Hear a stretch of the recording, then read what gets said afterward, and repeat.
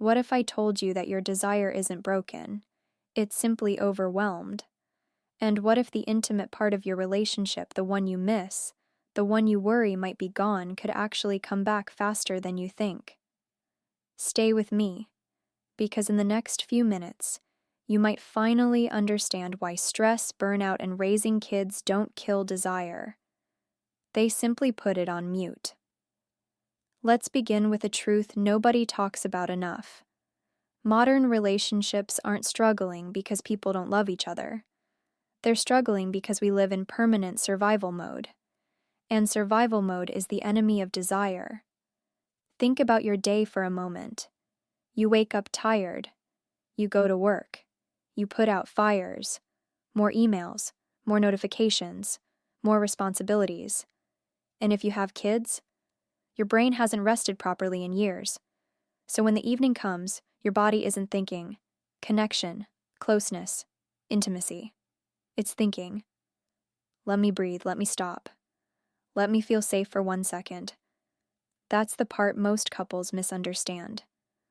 Low desire isn't rejection, it's exhaustion. Psychologically and simply put, stress switches your brain into threat mode.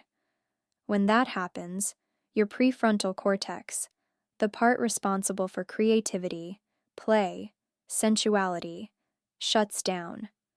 Your body pulls blood away from pleasure zones to prioritize the heart, lungs, muscles, everything you need to survive, not to feel. For men, this often shows up as irritation, mental shutdown, or the classic, I don't feel like myself. For women, it often shows up as emotional overload, a missing spark, or feeling too disconnected from their own body to even notice desire. But here's the plot twist. Your libido isn't gone. It just needs safety to return. And now you might ask, what does safety even mean in a relationship that's full of stress, deadlines, or a crying toddler at 3 a.m.? This is where things get surprisingly hopeful. Desire doesn't magically appear. Desire is built.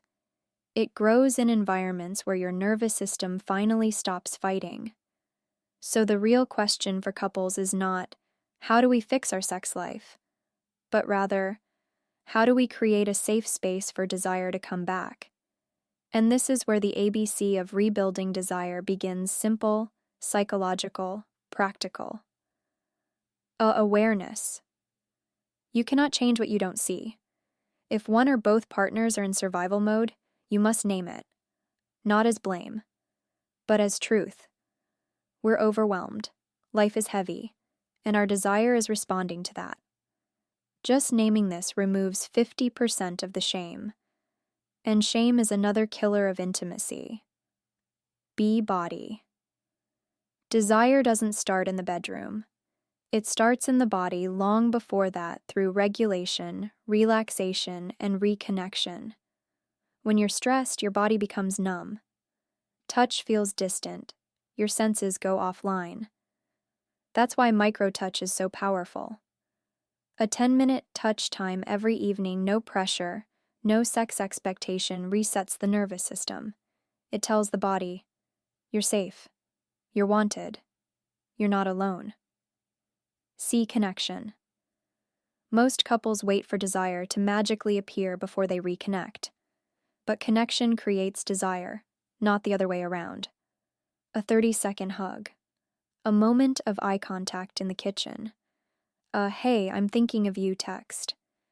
These tiny signals reopen the emotional channel that stress shuts down. Now, here comes the +1, the part most couples never try, even though it changes everything. +1 micro-flirtation. Flirtation isn't about seduction. It's about aliveness, playfulness. When life becomes practical and heavy, relationships lose the spark because the energy becomes too serious. Micro-flirt is the antidote. A teasing smile. A message that says, save a kiss for me later. A quick compliment whispered while passing your partner. These moments wake up the erotic energy without pressure. But let's go deeper because desire after stress or kids needs something even bigger. It needs a ritual of permission. When life is heavy, intimacy becomes the first thing couples sacrifice, not because they don't care, but because they're too tired to feel. So here's one of the most effective rituals couples use to bring desire back: the 10-minute touch ritual. Every night. No goals, no expectations, only gentle touch, slow breathing, warmth, closeness. This resets your system.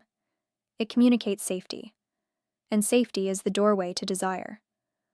Another powerful ritual: a weekend without responsibilities, not a luxury and investment. When you remove tasks, schedules, demands, something magical happens. Your nervous system remembers how to relax, and a relaxed body remembers desire. And if you have kids, this next part is crucial. Desire rarely returns in chaos, but it can grow in the smallest pockets of calm. That's why micro moments matter more than big romantic plans. A slow morning coffee together, holding hands in the car, sharing one small secret dream before bed. Desire grows when partners feel like a team again. So, can desire come back after stress, burnout, or kids? Absolutely. Because desire is not a spark you either have or don't. It's an emotional ecosystem. When you restore safety, touch, connection, and play, desire follows naturally. And maybe this is the part you needed to hear most. There is nothing wrong with you. There is nothing wrong with your relationship. You're just human. You're tired.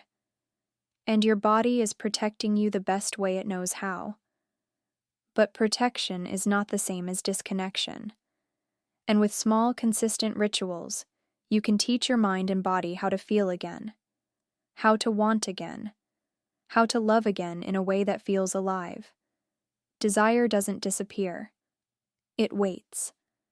And when life becomes a little safer, it returns often stronger than before.